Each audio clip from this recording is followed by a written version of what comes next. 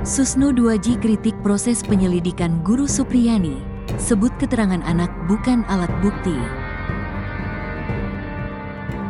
Sidang kelima kasus dugaan penganiayaan siswa dengan terdakwa Guru Supriyani digelar di Pengadilan Negeri Andulo, Konawe Selatan, Sulawesi Tenggara, Senin, tanggal 4 November tahun 2024. Agenda dalam sidang kelima yakni mendengarkan keterangan 2 saksi ahli serta 1 saksi.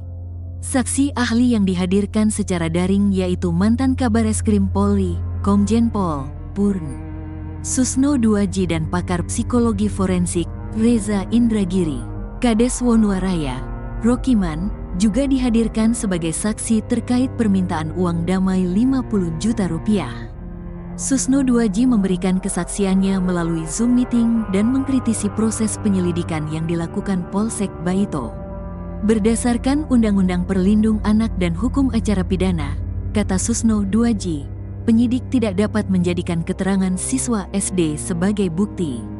Keterangan anak itu bukanlah keterangan saksi. Keterangan anak itu manakala bersesuaian bisa sebagai tambahan bukan alat bukti, ungkapnya, Senin, dikutip dari tribunnews.ultra.com. Menurutnya, keterangan anak tak dapat dipertanggungjawabkan di pengadilan. Keterangan anak bukanlah alat bukti karena anak tidak sah dan tidak bisa dijadikan saksi yang disumpah, lanjutnya.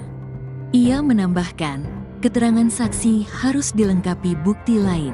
Keterangan saksi walaupun 1000 kalau hanya saksi saja tidak ada gunanya, apalagi anak, tegasnya. Susno merasa heran keterangan saksi anak berbeda dengan keterangan para guru yang mengaku tidak ada pemukulan.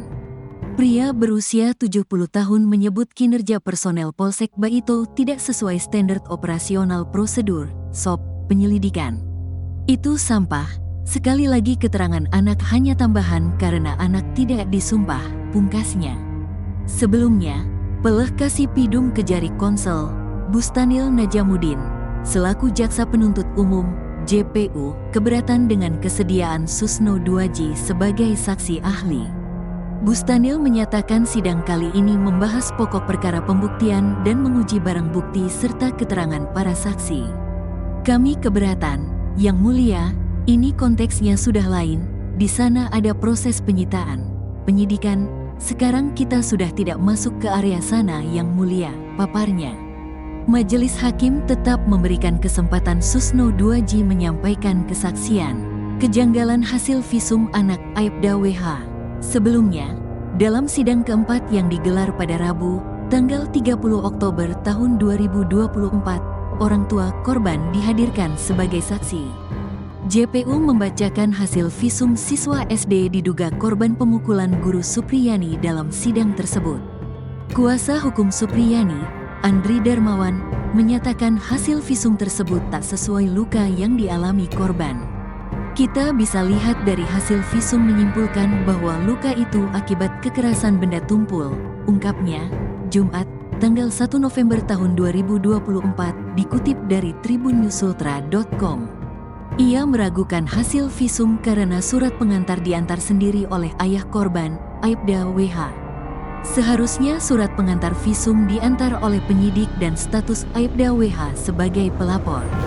Waktu visum tidak ada penyidik yang mengantar, malahan dibawa sendiri orang tua korban, jelasnya. Menurutnya, ada kesalahan prosedur yang dilakukan penyidik Polsek Baito sehingga surat pengantar visum ada di tangan orang tua korban.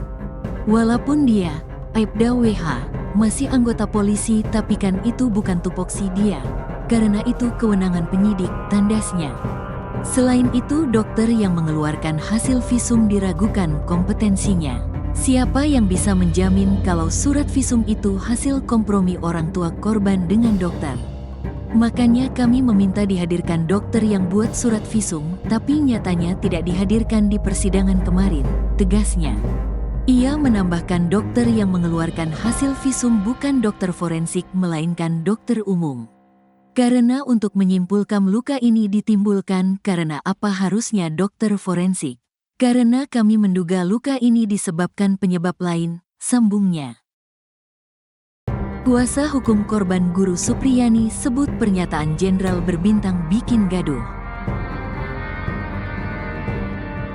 Kuasa hukum pihak korban Guru Supriyani, Laode Muhram Naado mengatakan, berbagai pernyataan jenderal berbintang terkait kasus Guru Supriyani di Kabupaten Konawe Selatan, Konsel, Sulawesi Tenggara, Sultra, yang diduga menganiaya muridnya bikin situasi menjadi gaduh. Ia meminta publik melihat kasus ini secara berimbang. Kedua jenderal ini kan adalah polisi. Justru dari awal saat kedua jenderal ini yang berkomentar, situasi menjadi gaduh kala Laode dalam wawancara khusus dengan Tribun Sultra.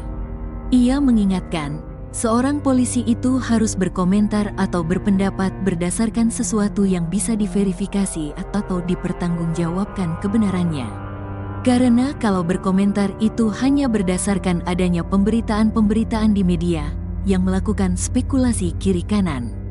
Bahkan sempat juga mengomentari luka korban, padahal beliau bukan ahli forensik dan tidak melihat langsung lukanya, kata Laode. Dikatakannya, publik juga butuh tokoh-tokoh yang bisa membantu melihat masalah ini secara bijak dan berimbang sehingga jangan saat ada isu berlomba-lomba menghakimi.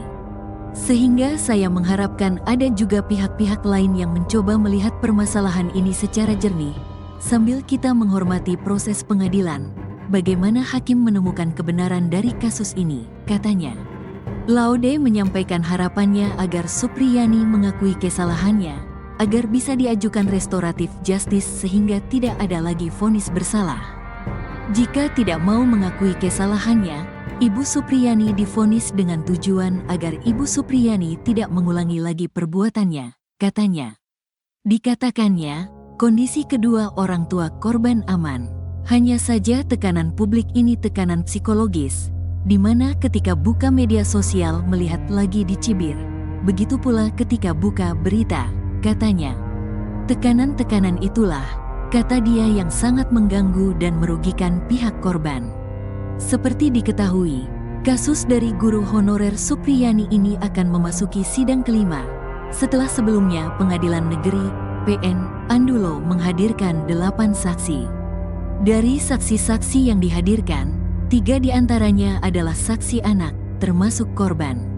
Kasus ini berawal saat Aibda Wibowo Hashim, anggota polisi sekaligus orang tua dari seorang siswa kelas 1 di SDN 4 Baito, melaporkan Supriyani atas dugaan penganiayaan ke Polsek Baito, tanggal 25 April tahun 2024. Laporan diajukan setelah ibu korban melihat ada bekas luka memar di paha belakang anaknya. Namun, Supriyani membantah tuduhan itu, menegaskan tidak mengajar di kelas korban dan tidak pernah berinteraksi langsung dengan anak tersebut. Puncaknya pada tanggal 16 Oktober tahun 2024, ketika Supriyani resmi ditahan oleh Kejaksaan Negeri Konawe Selatan dan ditempatkan di Lapas Perempuan Kendari sehingga memicu perbincangan luas di media sosial. Sejumlah kalangan mempertanyakan urgensi penahanan Suryani. Kasus ini makin rumit usai ada kabar soal uang damai 50 juta hingga kasus penembakan mobil dinas.